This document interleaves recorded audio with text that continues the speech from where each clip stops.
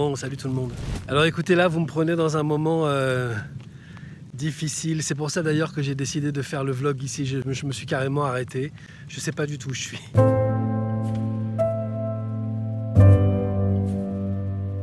Je suis perdu en fait. Je suis dans des petites routes.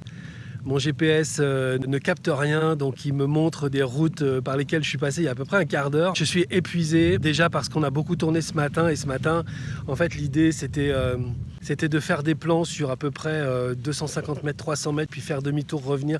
Vous voyez l'engin, il fait 300 kilos. Donc j'ai fait à peu près, je sais pas, peut-être 70 fois, 80 fois demi-tour. J'en ai plein les bras, je suis fatigué, j'en ai marre, je suis perdu. J'ai pris de l'avance en fait parce que je savais qu'il allait pleuvoir, donc je me suis dit trace. Sauf que le problème, c'est que je sais même pas si je suis pas trop loin de là où je suis et il commence à pleuvoir. Vous entendez l'orage ? Ça se rapproche de plus en plus, il y a des éclairs de plus en plus forts. La pluie tombe de plus en plus fort. J'ai un blouson demi-saison, donc en gros l'idée c'est que tout ça c'est de la maille ouverte, donc je vais me retrouver trempé. Enfin bref. Ah puis j'ai aussi un truc, c'est que je suis pas sur la réserve, mais plus j'avance, plus je vois le réservoir qui descend. Donc en fait là on est pile poil dans quelque chose qui s'appelle l'amalgame.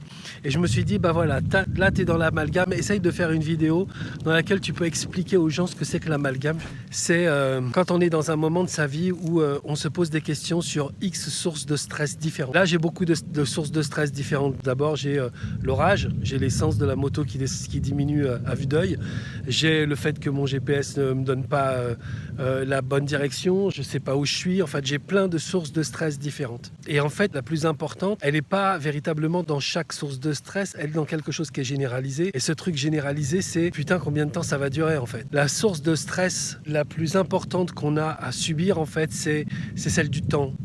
C'est toujours ça. Combien de temps ça va durer ? Combien de temps je vais encore rouler avec cette jauge d'essence qui se vide ? Combien de temps avant de trouver une station-service ? Combien de temps avant de récupérer du réseau et de pouvoir savoir où je suis ? Combien de temps je vais être perdu ? Combien de temps quoi ? C'est toujours la source de stress principale, c'est le temps.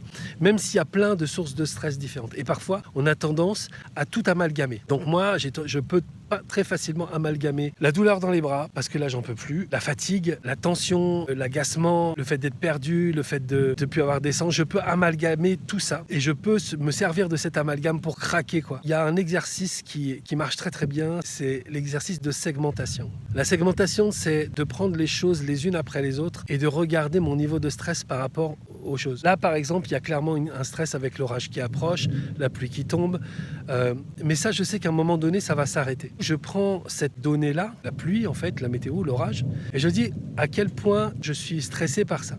Et en fait, je me dis qu'a priori, pas tellement. Ok. Je suis pas tellement agacé, je suis pas tellement stressé. Au pire, je prends une grosse saucée sur la gueule. Ce serait pas la première dans ma vie. Je suis pas en sucre. Je veux dire, à un moment donné, ça va s'arrêter. Qu'est-ce qui génère du stress, hormis l'état de la route ? Et j'ai pas l'impression, de toute façon il fait tellement chaud, j'ai l'impression que s'il pleut, ça va sécher assez vite. Ensuite il y a où je suis. Bon, visiblement les routes sont goudronnées, donc a priori il y a de la vie quelque part. Alors soit il y a de la vie de ce côté-là, soit il y a de la vie de ce côté-là, mais de toute façon il y a de la vie. De toute façon c'est pareil, sur le fait d'être perdu et de ne pas avoir le GPS qui... Je me rends compte qu'en fait ma source de stress elle n'est pas si importante que ça. Après la fatigue, bon voilà, je vais dire qu'est-ce que j'ai fait. J'ai posé ma moto. Je pense que c'est un vrai calvaire de tenir le téléphone, d'ailleurs ça tremble parce que j'étais tellement plein les bras que j'arrive même plus à tenir mon téléphone sans avoir hyper mal partout à l'épaule et au bras. Mais ça c'est pareil, je me cale. Putain, je sais pas si vous entendez vraiment l'orage, mais c'est colossal, ça tape de fort. Ma fatigue, je me pose sur le bord de la route. Je me calme, je respire, je récupère. Là aussi encore, ma source de stress finalement, elle n'est pas si grande. Et quand on fait cet exercice de segmentation, on se rend compte que chacune des sources de stress ne nous stresse pas tant que ça, mais c'est l'amalgame de toutes les sources de stress qui font monter la tension à fond. Et donc du coup, je vous donne ce truc qui est vraiment quelque chose qui va vous aider dans la vie. Si vous décidez vraiment de considérer que ce que je vous dis là est quelque chose qui est vraiment une clé importante, vraiment pour peu que vous compreniez à quel point cette clé est importante, la segmentation est une des solutions les plus efficaces pour réduire les sources de stress. J'ai beaucoup travaillé avec des hommes d'affaires, j'ai beaucoup travaillé avec des femmes avocates. Pendant un moment, j'avais beaucoup de femmes avocates 4 dans mon entourage. Et elle subissait véritablement l'amalgame parce que le stress du travail, le stress des clients, le stress des dossiers, le stress de la cour, le stress des plaidoiries, et ensuite la famille, les enfants, tout à gérer, l'école des enfants, les courses, le ménage, la maison, enfin, elles avaient tellement de sources de stress différentes, elles tenaient plus quoi. Et donc elles faisaient des burn-out, elles avaient des moments extrêmement difficiles. Elles venaient me voir en disant je peux plus. Et en fait on segmentait comme ça en disant quelle est ta source de stress par rapport aux enfants, pas énorme. Quelle est ta source de stress par rapport aux plaidoiries, pas énorme. Et en fait elles se rendaient compte que c'était l'amalgame qui créait du stress, mais qu'elles arrivaient à segmenter et à trouver dans chaque segment l'énergie pour parvenir à faire les choses. Donc la segmentation c'est vraiment un truc extraordinairement efficace. Donc voilà, je vous donne ce truc, je pense que ça peut vraiment vous aider. Entendez ça, l'amalgame crée le stress à haute tension, mais quand on segmente, on se rend compte que tout est un stress assez minime. Okay, donc l'idée c'est de segmenter source de stress par source de stress. Là je prends la pluie de plus en plus fort, je sais pas si vous l'entendez. C'est finalement pas si compliqué que ça quoi. Bon après il y a des gros éclairs, donc voilà, il y a des véhicules de secours aussi. Donc il y en a qui passent là. Donc voilà, finalement, s'il m'arrive quelque chose, il y aura toujours des mecs comme ça pour venir me chercher. Donc voilà quoi. Mais en fait, finalement, la source de stress, elle n'est pas si importante que ça. Prenez très au sérieux ce conseil de la segmentation. Prenez-le très au sérieux.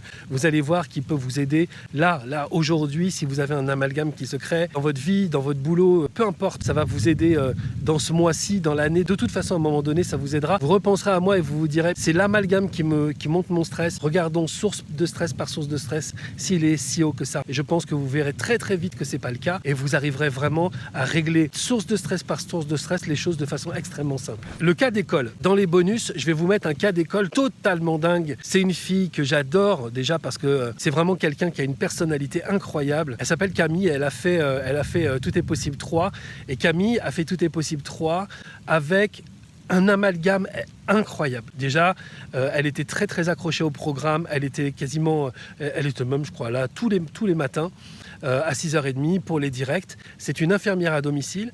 Cette fille fait plus de 50 rendez-vous par jour. Donc elle est dans une activité professionnelle extrêmement dense à régler des choses qui sont extrêmement importantes puisqu'il s'agit de la santé des gens.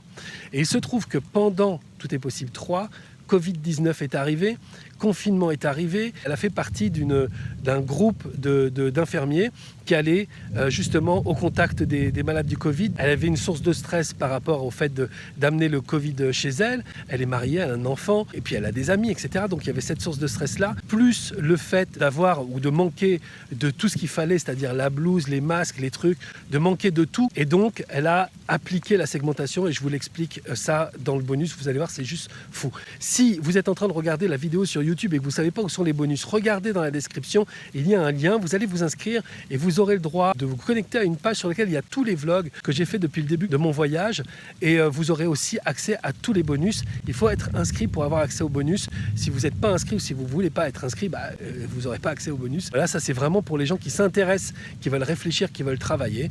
Donc on se retrouve sur cette page et on bosse. En tout cas, on réfléchit. Et puis, n'oubliez pas que vous pouvez aussi, en vous inscrivant, avoir les vidéos en avant-première. Et donc, ça veut dire que ces vidéos, comme vous les voyez avant, vous les voyez à un moment où je suis disponible et où je peux répondre à vos commentaires en direct. Enfin, avec le petit décalage qui va avec. Mais je peux être avec vous et discuter avec vous sur tout ça. En tout cas, j'espère que ce vlog d'aujourd'hui va vous... Je regarde en l'air parce que je regarde les éclairs se rapprocher. Franchement, c'est hyper impressionnant. J'espère que ce vlog vous aura apporté des choses. Vous aurez compris quelques petites choses importantes avec ce truc de l'amalgame et de la segmentation, et que vous pourrez vraiment l'appliquer dans votre vie voilà, dès que possible. En tout cas, moi, voilà quoi. Maintenant que je suis beaucoup moins stressé parce que j'ai segmenté et que je me suis rendu compte qu'au final, tout ensemble c'est chiant, mais séparément finalement ça va, et je vais reprendre la route, peut-être attendre que l'orage me passe par-dessus la tête et puis redescendre dans l'autre sens, parce que je ne suis pas certain que mon chemin soit par là. Je pense que mon chemin est de l'autre côté. Bon, on va continuer. Ciao à tous.